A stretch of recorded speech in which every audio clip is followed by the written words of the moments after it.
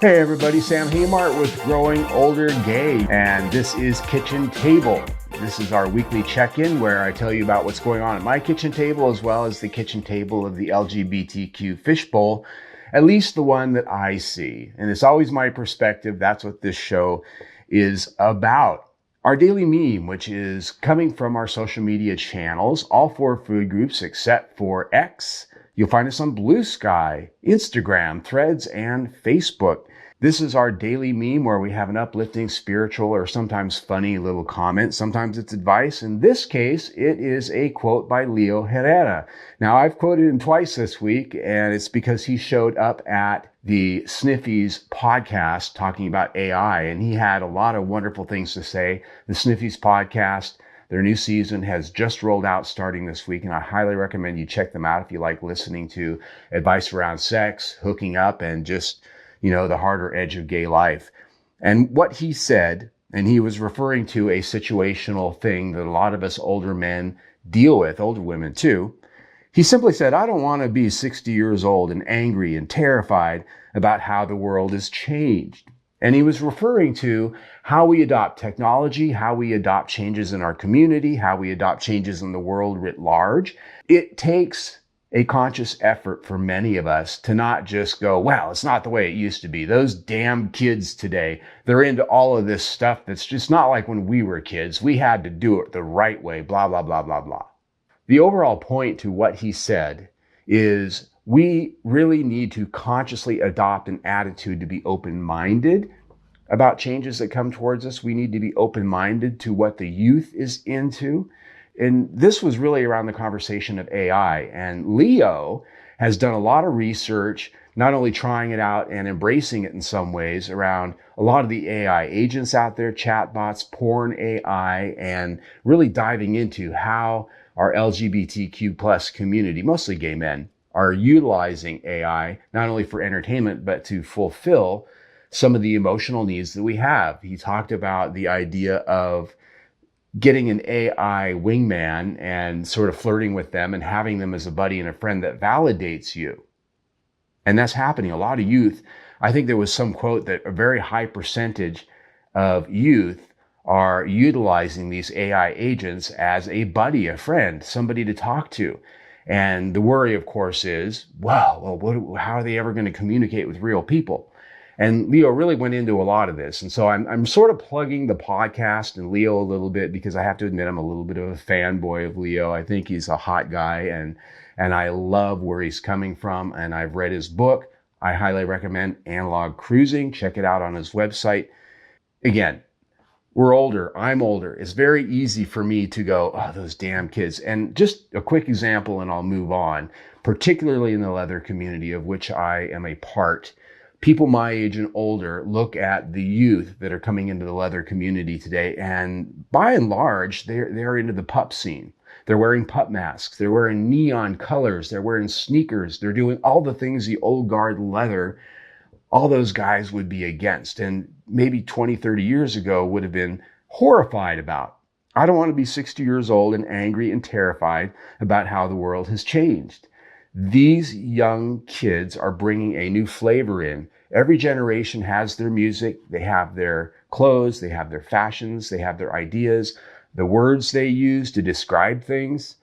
There's a lot of nomenclature that I am blessed to know because I hang out at the clubs where these young people are. I have a husband that's 17 years my junior, and so he brings into my life a different generational perspective. That helps me here on the show because I am able to know a little bit more instinctively because I see and hear it every day than I would if I had to go research it and learn about what these young'uns are into.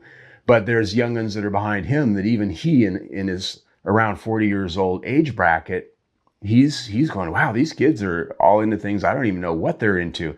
So it's a beautiful thing to have just multi-generational people in the community. And we get that in the clubs and we get that in our social organizations.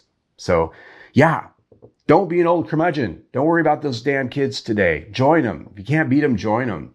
And it's just all an attitude. Yeah.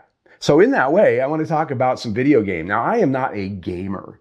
And I know gamer, G-A-Y-M-E-R, as a term out there, them kids, they're all into video games and they post pictures on social media with a picture of their package and the controller. It's just a thing. I see it all the time.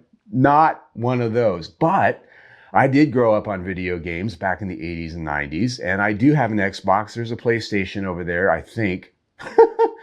My husband brought it with him when he moved in. Maybe it's an older Xbox. I don't know. But my favorite game has always been Grand Theft Auto. And I go back to the original GTA in Vice City. Now, GTA 6 is coming next year in May, and it's going to be based in Vice City again. But the big news is Rockstar Games has confirmed earlier this year that GTA 6 will feature gay clubs across the cities and in the game. We don't know yet to what level they will be a part, whether they will be part of the script, whether they're part of the missions, whether any of the characters are based in those clubs, but they will exist. They are recognized. And this new game has some new characters, of course. A couple of them that I looked at, I kind of like the look. Jason is kind of a white, trashy white guy. You got Raul, or Raul, depending on how you state it. Kind of a drug dealer looking guy, like you might have seen in Miami Vice back in the 80s. And there are other new characters as well, quite sexy. Not only that, but this new game has some great new locations. You've got Vice City, which is Miami, and you have one of the Keys, which is Key West. And then you have a number of other regional spots that are part of the map and the game that really enable you to go beyond the city further than before. I have to admit, I'm excited about this. I saw this and I wanted to go get it right now. The only problem for me is I have an Xbox 360. That tells you how long ago I got GTA 5, which I have, and I've enjoyed it, but right? It's been out for a while. So GTA 6 obviously is going to require me, in my case, if I stick with Xbox, to get a new game console.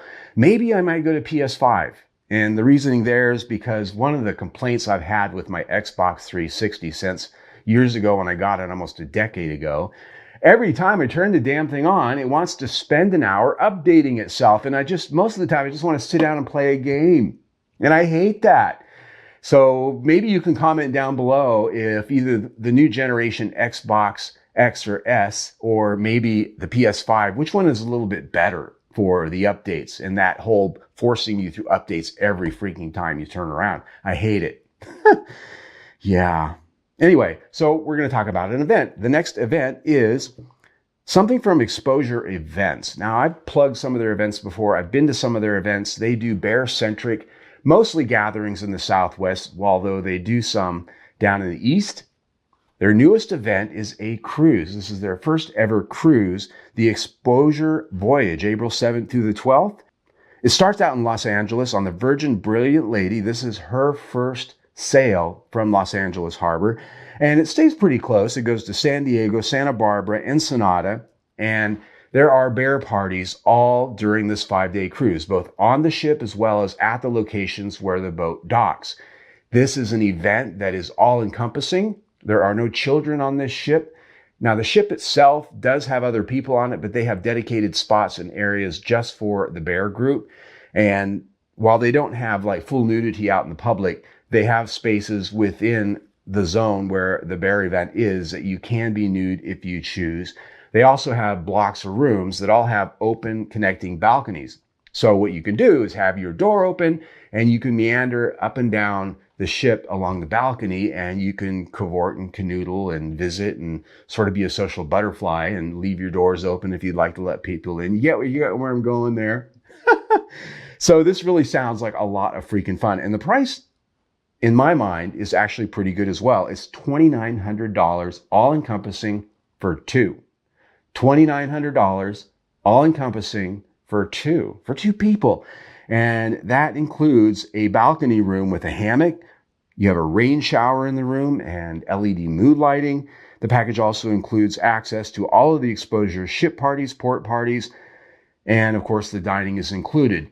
Basic drinks are included, and there is $100 voucher for bar drinks. So it's a very inclusive event in terms of who you are. One of the things I love about Xposure events, the bear events, is they're very inclusive for body type and age, and they're just very friendly. I love the bear crowd. partly because I kind of am one, and I like being able to go into these bear events and not feel like I have to suck it in, not feel like I have to, look like a circuit boy because I'm not one. And you can just relax among other men who feel the same way you do most of the time at these circuit parties, only everyone's relaxed and having a good time, and furry men. And even if you're not a bear, you can go. The bears love men who are not bears. Just something to know. So you can check it out at westernexposure.net/exposure voyage. The link right there on the screen. Phoenix Leather Pride and Phoenix Pride. One of the reasons I was not here last week is because I was attending both the Phoenix Pride and the weekend before that, the Phoenix Leather Pride event. Very much like Palm Springs, they are concurrent, the weekend before and the weekend after. Now, last weekend, I participated in the Pride Parade with my employer, who used to be the number one sponsor of the entire event. And so what that meant back then was we were in the front row of the parade. We had a booth. We had, all of the sponsor trappings. Our name was everywhere, and it was just a big deal. This year, we were not any of that because of a lot of the big corporations who pulled back from DEI. There were very few big corporations at the event this year. Point being, we, instead of being number one in the parade or in the first 4 or 5, we were number 323. But what that tells you is that the parade was very well attended. A lot of people in the parade. And I've done the parade for many years with various groups. And what I found this year is that the parade had high energy. There was a lot of support. I got very emotional. I'm emotional just thinking about it. When you're walking in the parade and you've got all those crowds of people that are cheering you on and saying happy Pride, in the times we live in, that is very powerful. And I was just like tearing up at the end of the parade, just feeling the love. And it just was a wonderful thing because we're not getting that out there in the world right now. There, I'm past that. Woo. What can I say? But that was the high point of the Pride weekend because the rest of the Pride event was kind of a downer in many ways. And part of it is complacency. Part of it is all of the corporate sponsorship that pulled out. And part of it is an organization here in town that I have to criticize a little bit. Our Phoenix Pride organization, who puts on the event, has made this thing into such a commercial enterprise over the past decade that when those sponsors disappeared, they had to tighten this event up in ways that made it kind of a bummer. Not only was the price high, $40 just to walk in the door, there were no in and out privileges this year for the first time. So if you had to go out to your car and change, maybe go get a snack instead of paying for the high price vendors, whatever the reason you had to come and go, you couldn't. You had to pay $40 to get back in. They didn't have a lot of the perks that used to be part of that basic entry. There was an adult area that used to be there in the Phoenix Pride space. That was no longer part of the basic ticket.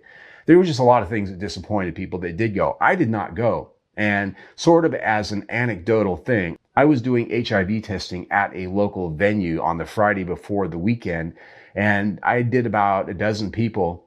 And I asked every single one of them, are you going to Pride this weekend? Nah, because of this, because of that. I've been there, done that, seen that. It's the same every year, blah, blah, blah. I have a few friends that went for the big night show that went because Todrick was there. But if it wasn't for that pull, they would have not gone. They didn't show up during the day to see the vendors. It was just kind of a downer year. And I've been hearing that from a lot of prides. And so I guess my point is that it's time for a reboot on our Pride events. Our organizations that put them on over the fat years really came to lean on the corporate presence to make it really what it was. And that soured people. We don't want that. I don't want that. I don't want to go there and see all these big corporations that really don't give a fuck about me. And that's been proven by them pulling out. I don't want to go there and see that. There's my little bit of a bitch and moan about that. And I'll touch on Leather Pride, which has sort of a new thing here in Phoenix. I had a wonderful time with that. There were a lot of events over the weekend. And so I was busy, right? We did a lot of going out and going to events and dressing up and being a part of our community. And I just did not have the time to do an episode. So I apologize for that. It's going to be the same thing next week because I am going to Palm Springs for Palm Springs Leather Pride. On that, in Palm Springs, last week, they just unveiled a new LGBTQ monument right downtown. The $500,000 sculpture is located at the Francis Stevens Park. That's at the corner of Alejo and Indian Canyon Drive. The striking new monument stands 8 feet tall and 14 feet wide and is designed by renowned artist Jim Iserman. It's constructed of colored stainless steel triangles, and it brings together 3 iconic symbols of our LGBTQ plus solidarity: the lambda, the triangle, and the expanded colors of the Philadelphia rainbow flag. The designer of this created this as a modular object built of all of these little pieces so that it can be easily repaired should damage happen to it. You can just replace those individual pieces. This is beautiful, and I look forward to having a look at it when I'm down in Palm Springs next week, and maybe we'll take some pictures and do a more in-depth report on this. But I just felt this was worth mentioning because some cities out there, Palm Springs is one of them, still embrace our community and, in our current climate, not afraid to talk about us, to celebrate us, and to recognize us as the human beings that we are. And so Leather Weekend, I will be down there. I'm taking my camera, I'm taking my microphones. I hope to get some time to talk to a couple people and get some interviews with some of the players down there. It's going to be a lot of fun. There's a lot of great new parts and pieces to the event this year. You can see their website on the screen, pslod.org. Very exciting. Now you can see this event as well as many, many others on the events calendar on our growingoldergay.com website, growingoldergay.com/events. It is a full calendar that's got a variety of different kinds of events around the United States and in some cases Canada. I do believe that even a European event got dropped in there this summer. I highly recommend, if you are part of a local or regional event, please send us a line. I scour the internet for these every month or so to try to put these things into the calendar. But if you have an event that you're a part of that you think people around the country should know about, click on the contact link at the bottom of our webpage, and that'll take you to a place where you could tell me all about it. And I will do my best to get it added to our calendar. It's very important for us to not only market ourselves to our local peeps, but that's one of those terms that newer people use. Actually, I think that was Gen Y. I think the millennials are past peeps. It was new when I was 40 years old. Our events calendar, check it out. You can also see us on social media, all of the major food groups, Instagram, Facebook, Threads, and Blue Sky. I almost said X. We got rid of that not long ago. There we have our daily memes, and there's going to be a lot of social media being posted around our visit down to Palm Springs Leather Pride. So that is it for our episode today. I love all of you guys so much, and I've gotten a chance to meet some of you, even though we have a very small audience compared to my other YouTube channel, which has, over 100,000 subscribers. We have a very small amount of subscribers on this YouTube channel, and with our podcast rolling out, probably 0 at the moment on most channels, I would simply tell you that it's heartening when I've gone to a few local events during Leather Pride this last month, and I actually had a couple people go, "Hey, you're that growing older gay guy." I'm like, "Really? I am?" Shocking. So follow us, watch us, subscribe to our YouTube channel, Growing Older Gay on YouTube, and we will be showing up wherever you get your podcasts very soon. Have a nice couple of weeks, and we'll see you soon.